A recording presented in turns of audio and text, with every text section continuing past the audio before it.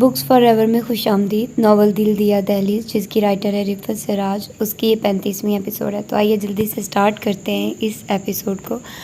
اس کے ساتھ پہلے میں بتا دوں کہ آپ لوگوں کو آواز آ رہی ہوگی. باہر ایکچولی بارش ہو رہی ہے، ہوا چل رہی ہے، تو کھڑکی سے اس کا شور آ رہا ہے، ٹھیک ہے. اور لائٹ بھی نہیں ہے تو پنکھوں کا تو ویسے ہی شور نہیں ہے، لیکن یہ اب اس کا کچھ نہیں میں کر سکتی، اور مجھے ریکارڈنگ بھی کرنی ہے کیونکہ میں اب کیا کروں اس ٹائم، تو اسی لیے پھر ریکارڈنگ ہی کر رہی ہوں. تو آئیے سٹارٹ کرتے ہیں اس ایپیسوڈ کو بغیر کسی دیر کے. لڑکی بات سنو. وہ بڑے پھاٹک کی طرف جا رہی تھی. چونک کر رک گئی، پلٹ کر دیکھا. عارف تھیلا اٹھائے کھڑا تھا، پیشانی پر شکنیں پڑ گئی. 2 نام ہیں میرے، زیتون بانو اور متربہ. وہ چٹک کر گویا ہوئی. یہ تو 3 ہیں، گنتی آتی ہے؟ وہ مسکرا کر جان جلا رہا تھا. اور یہ متربہ کیا نام ہوا؟ جیسے ٹیکسٹلا، ہڑپا. مگر کھنڈر اتنے بھی خوبصورت نہیں ہوتے. کام بتاؤ، وہ بھڑک کر بولی. کرو گی؟ وہ بہت شوق تھا. اماں جی سے شکایت کر دوں گی اگر زیادہ بات کی. وہ مزید بھڑک گئی. کیا کہو گی؟ اس نے دلچسپی سے اس کا سراپا جانچا. یہی کہ ایک لڑکا مجھے چھیڑتا ہے. وہ اسے گھور رہی تھی. میرا نام عارف ہے. ایک ہی نام ہے میرا. اس نے قرض لوٹایا. آئندہ مجھے مت روکنا، میں ہر کسی سے بات نہیں کرتی. وہ تیزی سے آگے بڑھی. ارے بھائی ہڑپا، منجو داڑو، بات تو سنو. یہ تھیلا ماما بلی تک پہنچا دو، وہ انتظار کر رہی ہوں گی. عارف نے تھیلا فرش پر رکھ دیا. اس میں کیا ہے؟ وہ تڑک کر بولی. سانپ بچھو ہیں. آج ماما تمہیں چینی ڈش بنا کر کھلائیں گی. آخ، متربہ کو کہہ آنے لگی. تم بدتمیز ہو، اور وہ الگ بات گندے بھی بہت ہو. وہ جل بھن کر کباب ہو رہی تھی. تم واقعی اتنی بھولی ہو یا بنتی ہو؟ عارف کو پھر گدگدی ہوئی. خالہ، خالہ، یہ لڑکا. اس نے شور مچایا. لا حول ولا قوت. عجیب لڑکی ہو. وہ استبل کی طرف بھاگ گیا. کیا ہو گیا؟ زیتون بانو چوکیدار موجود ہوا. کچھ نہیں چاچا. وہ تھیلا کھینچتی ہوئی اندر چلی. تو پھر چیخا کیوں تھا؟ وہ متعجب ہوا. دماغ خراب ہے میرا. اس نے بھی پیشانی پر ہاتھ رکھ کر مؤنث مذکر میں ہیر پھیر کی. چوکیدار آنکھیں پھاڑ کر اسے دیکھنے لگا. نوابوں کی اولاد ہے بھابھی، لیکن اتوار کی اتوار میرے اپارٹمنٹ کی صفائی کرتی ہے، میری جرابیں تک دھوتی ہے. تیمور علی خان نے فخریہ بتایا. آہستہ، اماں جی نہ سن لیں. ابھی کل ہی انگریز بہو کے اندیشے سے کانپ رہی تھی. نازنین نے ہونٹوں پر انگلی رکھ کر آہستہ سے کہا. انگریز بہو؟ انہیں کس نے بتایا؟ ہاں، انہیں کس نے بتایا؟ وہ حیرت زدہ ہو گئے. انہیں کچھ بتانے کی کوئی ضرورت نہیں، انہیں گھر بیٹھے ہی سب پتہ ہے. نازنین ہنسی. یہ تو بڑی گڑبڑ ہے بھابھی. آپ انہیں بتا دیجئے کہ انگریز ضرور ہے مگر 7 گز کا دوپٹہ اوڑھتی ہے. میں 7 گز لمبا جھوٹ نہیں بول سکتی. نازنین نے صاف انکار کیا. مگر یہ تو بھلائی ہے، اور بھلائی نیکی ہوتی ہے. تیمور نے دلیل دی. مگر میں اپنی سیدھی سادھی ساس کے ساتھ مشکوک قسم کی بھلائی نہیں کر سکتی. آپ اپنا مقدمہ خود لڑیں. اس نے واضح طور پر معذرت کی. وہ بھی بہت سیدھی ہے. ہم نے اسے بتایا ہماری ماں کو پائے بہت پسند ہے. کھانے میں تو کہنے لگی ہفتے میں کتنی کرسیوں کا خرچہ ہے. نازنین ہنس ہنس کر دوہری ہونے لگی. متربہ ماما کا بنایا ہوا سوپ لے کر ہال میں داخل ہوئی تھی. تیمور علی خان بھاوج کو ہنسا کر مسکراتے ہوئے سر کھجا رہے تھے. متربہ نے تپائی پر ٹرے رکھ دی. وہ کیا نام ہے تمہارا لڑکی؟ کیا لائی ہو؟ تیمور علی خان یکدم سنجیدہ ہو گئے. اکثر لوگ نام کے معاملے میں بلا کے غیر محتاط ہوتے ہیں، حالانکہ نام ہر انسان کی آرائش ہوتا ہے اور اسے بہت عزیز ہوتا ہے. اور جو لوگ کسی کے دل میں سوتے جاگتے ہیں ان کے منہ سے اپنا نام سننا ایک سعادت لگتا ہے، اور اگر وہی نام بھولنے لگے تو انسان اپنی نظروں میں خود کو بہت بے توقیر لگتا ہے. خان، استبل میں بہت خوبصورت گھوڑی ہیں. اس نے ایک پیالے میں سوپ نکالا. پھر وہ الجھے. ان کے بہت خوبصورت نام ہیں. وہ آہستگی سے بولی. نازنین بھی حیرت سے اس کی شکل دیکھ رہی تھی. پھر ان کا پارا چڑھنے لگا. ان کے نام خانوں کو ایک دفعہ میں یاد ہو جاتے ہیں. آپ مجھے بھی کوئی گھوڑی سمجھ لیں. اس نے تپائی ان کے نزدیک رکھ دی. نازنین ششدر سی اس کی شکل دیکھنے لگی. تیمور علی خان خاموش سے ہو گئے. یہ سوپ ہے، ماما نے بنایا. آپ کے لیے چائے بنا کر لاؤں چھوٹی بیگم؟ وہ نازنین کی سمت مڑی. نہیں، میں اس وقت چائے نہیں پیتی. البتہ یاور صاحب سے پوچھ لو، وہ اپنے بیڈ روم میں اسٹڈی کر رہے ہیں. اس نے ملائمیت سے کہا. متربہ ایک لمحے کے رکے بغیر باہر نکل گئی. कुछ समझ नहीं आई। उसने तैमूर अली खान की चुप को बहुत महसूस किया। वैसे खासी बेवकूफ़ सी है, आप जाने दीजिए, कुछ कहिएगा नहीं। उसको मुतरबा के हशर की फ़िक्र पड़ गई थी। इसको ज़्यादा आईना नहीं देखना चाहिए भाभी, वरना गड़बड़ हो जाएगी। वो बहुत नाराज़ से अंदाज में गोया हुए, क्या फ़र्क पड़ता है, बेहैसियत इंसान कितना ही हसीन ज़हीन हो मगर है तो फिर भी बेचारा, और बेचारों के साथ दरगुजर करना बढ़ाई की बात है। वैसे मैं समझा दूंगी, आप रिलैक्स हो जाइए। नाज़नीन ने उनका मूड बहाल करने की कोशिश की। तज़ईन बलाखिर तैमूर अली ख़ान के दलाल के सामने बेबस हो गई थी। अम्मा जी का ख्याल था तैमूर अली वापसी से पहले तज़ईन का निकाह हो जाए तो अच्छा है, वो भी एक और अहम खुशी में शरीक हो जाए। लेकिन यह हकीकत है कि इंसान जिससे गैर मशरूत मोहब्बत करता है वहाँ मोहब्बत ही सबसे बड़ी दलील बन जाती है। तैमूर दूर होने की वजह से दिलों के मज़ीद करीब आ गए थे। फिर ये कहकर बहन की खैरख्वाही के जज्बे ने उनमें मज़ीद तहरीक कर दी थी। निकाह बेहद सादगी से हो रहा था। सिर्फ घर के अफराद और चंद बहुत करीबी दोस्त अहबाब शरीक थे। तज़ईन ने सख्ती से मना कर दिया था कि निकाह से पहले की कोई रस्म वगैरह नहीं होगी, ना ढोलकी बजेगी, ना वो उपटन मलेंगी। खाला 16 आने उपटन का प्याला लेकर रूपा देवी की कोठरी में चली गई। तासुब का ये आलम था कि गोया तज़ईन रस्म से ना फिरी हूँ, खुदा न ख्वास्ता दीन से फिर गई हूँ। ले रूपा देवी, उपटन है, असली चमेली के तेल में गूंदा था, तो मल लीजिए। तेरा आदमी भी महीने बाद आ रहा है चतराल से। इससे कबल के रूपा देवी ही इस मेहरबानी की तफसील पूछती, वो वापस भी पलट आई थी। अलबत्ता अलमेताब ने जब तज़ईन के हाथ थाम कर मेहंदी लगाना शुरू की तो वो खामोश रही। खाला ने मेहंदी गूंदते हुए अपनी लाल उंगलियों की नुमाइश 10 बार की और मेहंदी की क्वालिटी पर सुनहरे अल्फाज अदा किए, यहाँ तक कि मुतरबा के सब्र का पैमाना लबरेज हो गया। उसने उल्टे पुल्टे बर्तन मांजे और सबसे पहले मेहंदी लगाकर बैठ गई। मुठियाँ बंद किए यहाँ वहाँ टहल रही थी कि बैरूनी बरामदे से तैमूर अली ख़ान अंदर दाखिल हुए। एक अचटती सी निगाह उस पर डाली। मोहतरमा मुतरबा या जैतून बानो साहिबा, अर्ज़ ये है कि 2 दिन से कपड़े इस्त्री नहीं हुए। अगर मादाम पसंद फरमाए तो अभी कर दें, क्योंकि आज के लिए मेरे पास कोई नाइट ड्रेस नहीं है। वो इतना कहकर बगैर रुके आगे बढ़ गए। मुतरबा ने अपने मेहंदी लगे हाथों की तरफ बड़ी बेबसी से देखा। उस पर तैमूर अली ख़ान का तंजिया लबो लहजा। अभी तो आधा घंटा भी नहीं हुआ मेहंदी लगे। वो उनके पीछे दौड़ी। खान, तैमूर अली ख़ान जीने की तरफ बढ़ते हुए रुक गए। खान, आधे घंटे बाद कर दूंगी, ये मेहंदी लगी हुई है, अभी तो रंग भी नहीं चढ़ा होगा। उसने डरते डरते उनकी शक्ल देखी। मुझे कपड़े चाहिए अभी, तुम यहाँ काम के लिए हो, मेहंदी लगाने के लिए नहीं। सुना, अपनी औकात पहचानो, पता नहीं कितने मोर जंगल में नाचते हैं। वो सख्ती से कहकर जीना चढ़ने लगे। उसका दिल धक से रह गया, आंखों में मोटे मोटे आंसू आ गए थे। वो दलान में लगे हैंडपम्प की सिमत बढ़ गई थी और ज़रा सी देर में मेहंदी उतार कर हाथ धो डाले थे। फिर अपनी ज़ोर ज़ोर हथेलियाँ देखते हुए तैमूर अली ख़ान के कमरे में चली आई। सब कपड़े यहीं हैं खान। उसने सोफे पर पड़े कपड़े उठाते हुए पूछा। उसकी आवाज़ आंसुओं की चुगली खा रही थी। नहीं, और भी है। वो एक शेल्फ के सामने सटकर वार्डरोब की तरफ आ गए और कपड़े निकाल कर बेड पर फेंकने लगे। वो नीचे तो हॉल में बड़ा हंगामा है, वहाँ काम करूँगी तो सुबह तक ही होगा, यहीं इस्त्री कर लूँ। वो बिना कुछ बोले इस्त्री और बिछाने के लिए दरी चादर वगैरह लेने चली गई। इतनी देर में तैमूर अली ख़ान बाथरूम में बंद हो चुके थे। वो खामोशी से वापस आकर इस्त्री करने लगी। हथेलियों से उठती मेहंदी की महक से उसका दिल भर भर आ रहा था। सारी मेहनत ही अकारत हो गई थी। अम्मा जी कितनी अच्छी हैं। मामा काम करने के लिए बुलाने आए तो अम्मा जी ने कितनी मोहब्बत से कहा था, काम तो ये रोज़ करती है, लगाने दो इसे मेहंदी, शौक़ की उम्र है। हवेली की सबसे बड़ी तो वो है, उन्हें तो बिल्कुल भी गरूर नहीं। वो खामोशी से आंसू बहाते हुए सोच रही थी। तैमूर अली ख़ान गुस्से से फारिग हो चुके थे और ड्रेसिंग टेबल के सामने खड़े तौलिए से सर रगड़ रहे थे। ड्रेसिंग टेबल के वसी आईने में वो बिल्कुल वाज़ेह नज़र आ रही थी, कभी दुपट्टे से नाक पूंछते हुए, कभी आंखें। वो चौंक कर मुड़े। क्या बात है, क्यों रो रही हो? वो हड़बड़ाकर उनकी तरफ देखने लगी। अपनी डांस में तो बड़ी खुफिया एक्टिंग जारी थी।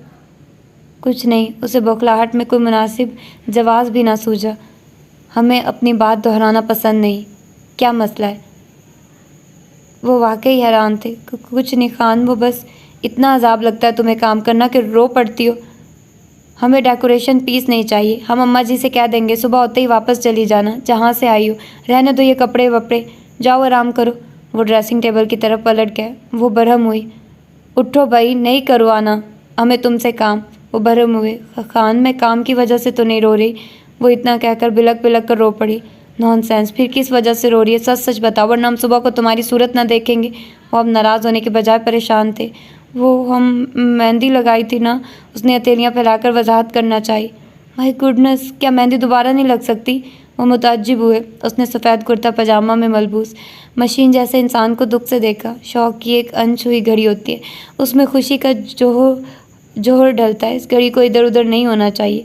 ख़जानों के मुँह खुल जाए मगर कमी पूरी नहीं होती। अगर ये घड़ी ख़ता हो जाए, इस बेरहम आका को कैसे समझाए कि काम करने के लिए ताकत व क़ुव्वत चाहिए, और ताकत व क़ुव्वत शौक़ की घड़ियों से निचोड़ते हैं, खुशी के कुएं से खींचते हैं। शौक़ बार बार नहीं जागते मेरे मालिक। उसने साहतों में उम्र की जाने कितनी मंजिलें फलांग ली थी। शौहर के लिए दुख के कितने ज़रूरी हैं। तैमूर अली खान तो उसके अंदाज़ पर चकरा कर रह गए। उनके आर्टिस्टिक मिजाज पर किसी शौक़ की कुर्बानी का भारी वज़न आ पड़ा। वो कुछ नहीं बोले, अजीब से एहसास से मलामत से दो चार हो गए।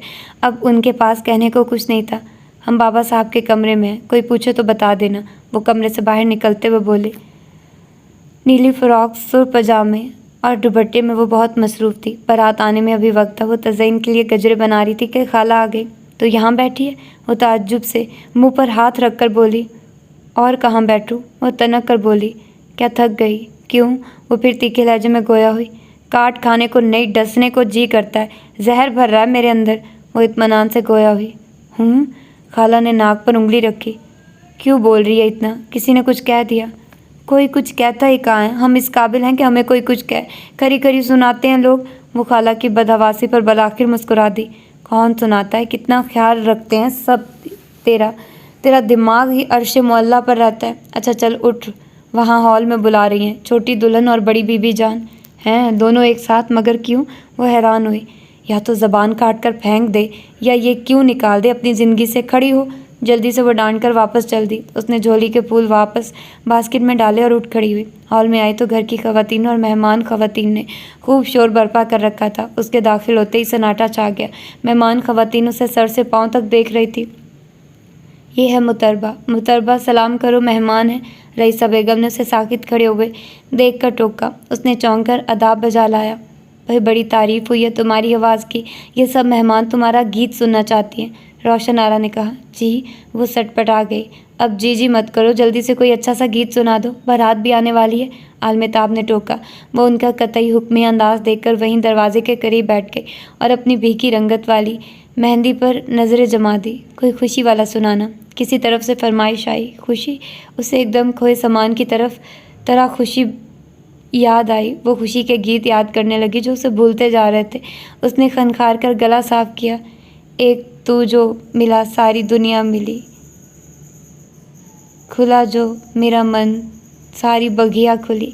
कितनी मीठी मुदर आवाज़ थी। सभी महव हो चुके थे। गीत ख़त्म होते ही एक और गीत की फरमाइश ज़ोरों शोर से हुई। तैमूर अली खान नीचे उतरकर बाहर की सिमत बढ़ने ही वाले थे। ठटक कर रुक गए। ओढ़ के तारों का ये आंचल, पैरों में बांधूं मैं पायल। ओहो, आज न वो रोको दिल की उड़ान को, रास्ता नया। आहा, आज फिर जीने की तमन्ना है, आज फिर मरने का इरादा है। इतनी दिल फरेब आवाज़, इतनी रुआं और नफीस, जैसे कोई पाए की सफ़ीना। कौन गा रहा है? बेहद फितरी तजस्सुस था, मगर जनान खाने की तरफ बढ़ते हुए झिझक थी कि आज उस तरफ मेहमान ख़वातीन भी थी। उसी दम मामा बिल्ली दलान की तरफ से अंदर दाखिल हुई। मामा, एक कप चाय मिल सकती है? उन्होंने मामा बिल्ली को रोकने का जवाब पैदा किया। क्यों नहीं खान, अभी लाई। क्या आप अपने कमरे में हैं? बाग की तरफ जा रहा हूँ, 5 मिनट में वापस आता हूँ। और हाँ मामा, ये कौन गा रहा है? मामा बिल्ली का ध्यान अभी उस तरफ नहीं गया था। तैमूर अली खान के सवाल पर वो मुतज्जिब हुई, फिर मुस्कुरा दी। ये तो मुतरबा है। वो बेनियाजी से गोया हुई, जैसे ये कोई मामूल की बात हो। मुतरबा? उन्हें अचंभा हुआ। इतनी पुख्ता और रवां आवाज़। वाकई मामा? जी खान, जितनी खूबसूरत वो खुद है उतनी खूबसूरत आवाज़ भी है। मेरे बावर्ची खाने में तो उसकी वजह से रंग आ गया। वो मुस्कुराकर आगे बढ़ गई। वो भी किसी ध्यान में गुम बाहर की तरफ बढ़े। कानों में नक रही घंटियाँ बज रही थी। आज फिर जीने की तमन्ना है, आज फिर मरने का इरादा है। क्या गज़ब की आवाज़ है। एक लाजे को भी नज़रअंदाज नहीं की जा सकती। जी तो चाह रहा था गीत पूरा सुने, मगर यूँ सरेराह खड़े होने में भी कबाहत थी। क्या बात है आरिफ, किसे ढूंढ रहे हो? یاور علی خان بڑے تھکے تھکے انداز میں اپنے بیڈ روم کی طرف جا رہے تھے۔ عارف کو ادھر ادھر جھانکتا پا کر چونک پڑے۔ وہ خان باہر موٹر میں ایک عورت آئی ہے، کہہ رہی ہے خالہ 16 آنے کی بھانجی سے ملنے۔ اس نے بڑے بے نیاز انداز میں مطلع کیا۔ اندر کیوں نہیں بلایا؟ ان کا تھکا ہوا ذہن موٹر اور عورت سن کر ایک دم مستعد ہو گیا۔ وہ اندر نہیں آ رہی، کہہ رہی ہے اسے یہیں بلا لاؤ، اس کے ساتھ 2 آدمی بھی ہیں، خوب ہٹے کٹے سے۔ عارف نے مزید اطلاع بہم پہنچائی۔ یاور علی خان چونک پڑے۔ آدمی؟ چلو میں دیکھتا ہوں۔ وہ آگے بڑھنے کی بجائے بیرونی دروازے کی طرف چلے۔ عارف بھی ان کے پیچھے ہو لیا۔ پھاٹک سے باہر آئے تو تیمور علی خان وہاں ان سے پہلے موجود تھے۔ گاڑی کا پچھلا دروازہ کھلا تھا۔ روشنی ناکافی ہونے کی وجہ سے اندر بیٹھی عورت واضح نہیں تھی۔ کیا بات ہے تیمور، کون ہے یہ؟ انہوں نے بھائی سے سوال کیا۔ یہی میں پوچھ رہا ہوں، چوکیدار نے بتایا کہ یہ مطربہ کو بلا رہی ہے۔ تیمور علی خان نے الجھن بھری نظروں سے ان کی سمت دیکھا۔ السلام علیکم۔ یاور علی خان تیمور کے پہلو میں آ کھڑے ہوئے اور سلام کیا۔ وعلیکم السلام۔ جی فرمائیے، کیا مسئلہ ہے؟ یہاں حویلی میں ایک سب سے خوبصورت لڑکی ہے، مجھے اس سے ملنا ہے۔ اتنی خوبصورت کہ میں یقین سے کہہ سکتی ہوں کہ آپ کے ہاں کی خواتین میں سے کوئی بھی اس کے برابر نہیں ہوگی۔ یہی اس کی نشانی ہے، اس کا حسن ہی اس کا نام ہے۔ شاہانہ انداز میں بیٹھی ہوئی عورت نے بڑے عجیب انداز میں کلام کیا۔ آپ کو اس سے کیا کام ہے؟ یاور علی خان نے پرتشویش انداز میں سوال کیا۔ آپ اسے بلائیے تو صحیح، پتہ چل جائے گا سب۔ ہم معذرت خواہ ہیں، اس طرح اسے یہاں نہیں بلا سکتے۔ آپ اندر تشریف لے آئیے اور اس سے ملاقات کر لیں، ہمیں کوئی اعتراض نہیں۔ تیمور علی خان نے اگلی سیٹ پر بیٹھے ہوئے پہلوان نما آدمیوں پر نگاہ ڈال کر جواب دیا۔ عورت نے کچھ دیر سوچا، پھر گاڑی سے اتر آئی۔ خیریت خان، ابھی آتے ہیں ہم۔ اس نے دونوں آدمیوں میں سے کسی کو مخاطب کیا، پھر ان کی طرف متوجہ ہوئی۔ چلیے۔ یاور علی خان اور تیمور علی خان اس کے دائیں بائیں چلنے لگے اور نزدیکی ڈرائنگ روم میں آ گئے۔ عارف ان کے پیچھے پیچھے آ رہا تھا۔ تیمور علی خان نے ڈرائنگ روم میں پہلے داخل ہو کر تمام لائٹس آن کر دی اور پنکھے بھی چلا دیے اور پلٹے مگر ٹھٹک سے گئے۔ سفید پلین ساڑی میں ملبوس، بالوں میں کلائیوں میں موتیے کے گجرے پہنے، انتہائی دلکش سٹائل میں بال بنائے، وہ ایک انتہائی طرح دار عورت نظر آئی۔ میک اپ اتنا بھرپور اور نفاست سے کیا ہوا تھا کہ اس پر تصویر کا گمان غالب آتا تھا جو مصور کے برش سے وجود میں آئی ہو۔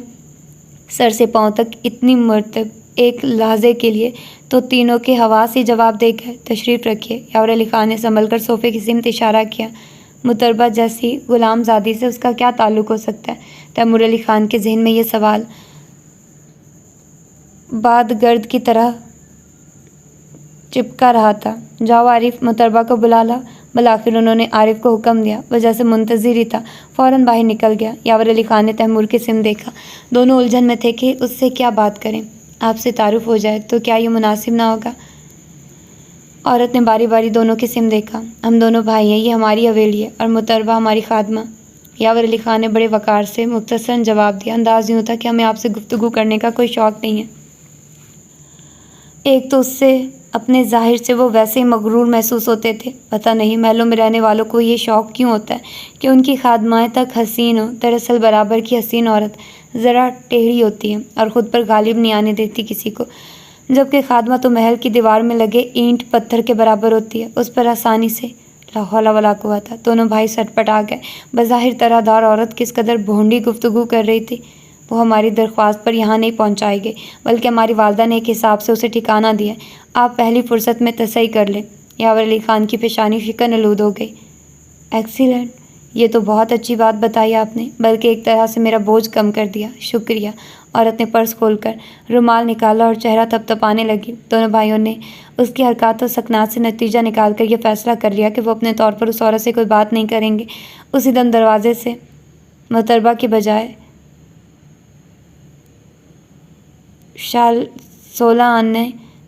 خالہ 16 آنے نمودار ہوئی۔ عورت کو دیکھ کر ان کا چہرہ پھیکا پڑ گیا۔ انہوں نے خوفزدہ انداز میں یاور علی خان اور تیمور علی خان کی سمت دیکھا۔ تو تم کیوں آئی ہو؟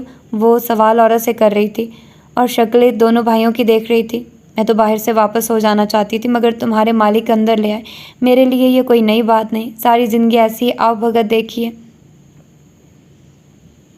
اپنی طرف سے وہ تفاخر سے گویا ہوئی۔ دونوں بھائی اپنی اپنی جگہ ایک دوسرے سے بھلا کے شرمندگی محسوس کرنے لگے۔ محترمہ، آپ صرف کام کی بات کیجیے۔ تیمور علی خان کا لہجہ تیکھا تھا۔ کس سے کروں؟ جسے بلایا تھا وہ تو آئی نہیں، اس نے نخوت بھرے انداز میں جواب دیا۔ وہ نہیں آئے گی، خالہ نے قطعی انداز میں جواب دیا۔ جس جوان جسم کو تم نے مشقت پر لگا رکھا ہے وہ میرے پیسے سے پروان چڑھا ہے، اس کی پیدائش کا سرٹیفکیٹ میرے پرس میں ہے، پرچہ کٹوا دیا تمہارے خلاف تو بڑھاپا خوار ہو جائے گا۔ وہ پھنکاری، جو جی میں آئے کر لو، یہاں بھی محنت کر کے کھاتی ہوں، جیل میں بھی چکی پیس لوں گی۔ خالہ نے بڑے نڈر انداز میں جواب دیا۔ اپنے جاگیرداروں پر پھول رہی ہو، انہیں بھی پھنسواؤں گی۔ وہ زہریلے لہجے میں گویا ہوئی۔ یہی سمجھ لو۔ خالہ کا انداز ہنوز تھا۔ آپ ہمیں بتائیے مسئلہ کیا ہے؟ یاور علی خان کو ان کی بحث دور تک لاحاصل نظر آئی تو بول پڑے۔ خان، یہ متربہ کو لینے آئی ہے۔ خالہ نے نہایت ناگواری سے عورت کی جانب دیکھا۔ کیوں، کس حیثیت سے؟ سوال عین فطری تھا۔ ماں ہوں اس کی۔ دروازے میں کھڑا عارف بدحواس سا ہو گیا اور عورت کو گھورنے لگا۔ دونوں بھائیوں نے اثر نو اس عورت کا جائزہ لیا۔ ماں، اتنی عمر چور عورت، اگر آپ اس کی ماں ہیں تو یہ نوبت ہی کیوں آنے دی کہ وہ حویلی میں چلی آئی؟ تیمور علی خان نے ناگواری چھپانے کی کوشش نہیں کی۔ فراڈ کیا ان لوگوں نے میرے ساتھ، راتوں رات اسے یہاں پہنچا دیا۔ عورت نے غضبناک نظروں سے خالہ کی جانب دیکھا۔ مگر انہوں نے ایسا کیوں کیا؟ بظاہر تو اس میں ان کا کوئی فائدہ نہیں۔ تیمور علی خان کی استدلالی قوت پوری طرح کام کر رہی تھی۔ کیوں؟ پیسے نہیں دیے ہوں گے آپ نے اس لالچی عورت کو؟ عورت نے جان جلا کر رکھ دی۔ دیکھیے محترمہ، آپ ذرا احتیاط سے گفتگو کیجیے۔ ہمارے 99% ملازمین وہ ہیں جن کے باپ دادا ہمارے بڑوں کے ملازم تھے۔ ہم کبھی منڈی سے انسان خریدنے نہیں گئے۔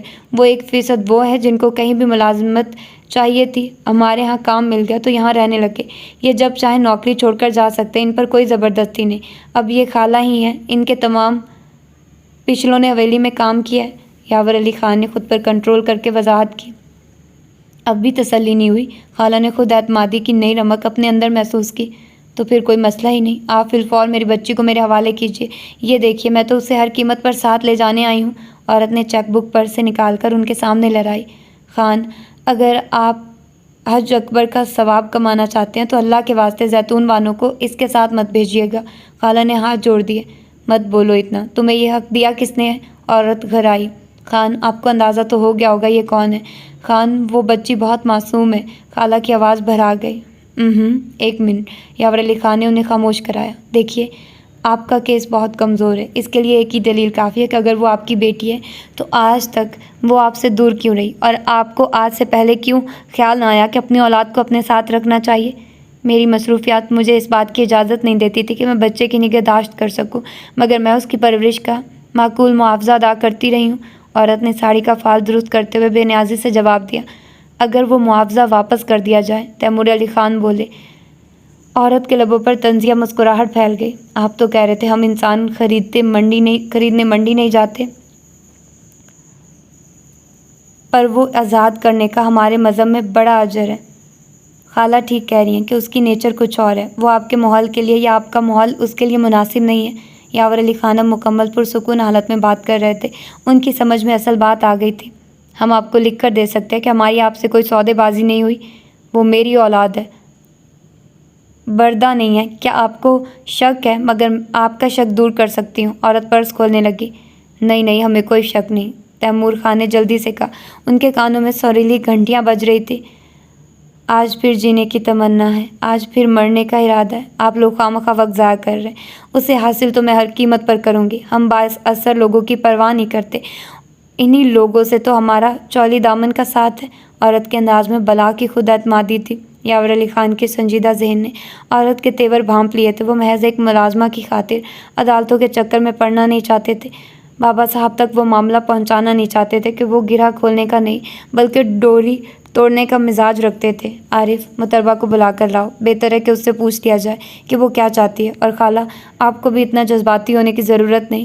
انہوں نے ایک لمحے میں فیصلہ کن مرحلہ طے کیا۔ یہ سراسر ماں بیٹی کا معاملہ ہے۔ تیمور علی خان نے کچھ بولنا چاہا تو یاور علی خان نے ہاتھ کے اشارے سے انہیں خاموشی کی تلقین کی۔ عارف متربہ کو بلانے جا چکا تھا۔ اگر اس نے آپ کے ساتھ جانے سے انکار کر دیا تو آپ اس کے ساتھ زبردستی نہیں کریں گی؟ یاور علی خان نے عورت کو مخاطب کیا۔ خالہ ایک دم نچڑ کر رہ گئی۔ کیوں، میں اس کی ماں ہوں، زبردستی بھی کر سکتی ہوں۔ اس نے غرور سے ناک چڑھائی۔ مگر وہ ہماری ملازمہ ہے، اس کا تحفظ ہمارا حق ہے۔ اگر آپ ہمیں قانون پڑھائیں گے تو تھوڑی بہت قانونی معلومات ہم بھی آپ کو پہنچا سکتے ہیں۔ یاور علی خان کا انداز بہت پر اعتماد اور اٹل تھا۔ اسی دم متربہ بوکھلائی ہوئی ڈرائنگ روم میں داخل ہوئی۔ تو یہ تھی اس کی آج کی ایپیسوڈ. ملتے ہیں اس کی اگلی ایپیسوڈ میں. اپنا ڈھیر سارا خیال رکھیے گا. اللہ حافظ.